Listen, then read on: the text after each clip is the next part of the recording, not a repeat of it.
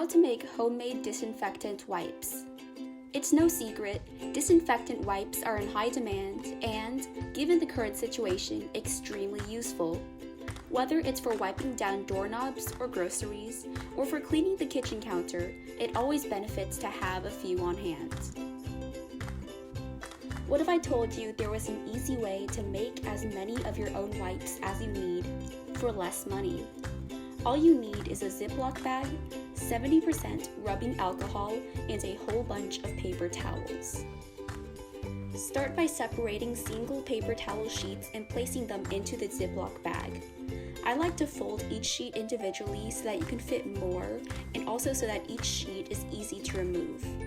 Once you've filled the Ziploc bag with sheets, pour in alcohol until all of the paper towels in the bag are lightly soaked. Always remember that when working with alcohol, you should don some form of hand and eye protection and work in an area with good ventilation. After you're done with putting in the alcohol, seal the Ziploc bag and shake until all the paper towels are evenly soaked. Now you have your own steady supply of disinfectant wipes you can use for anything.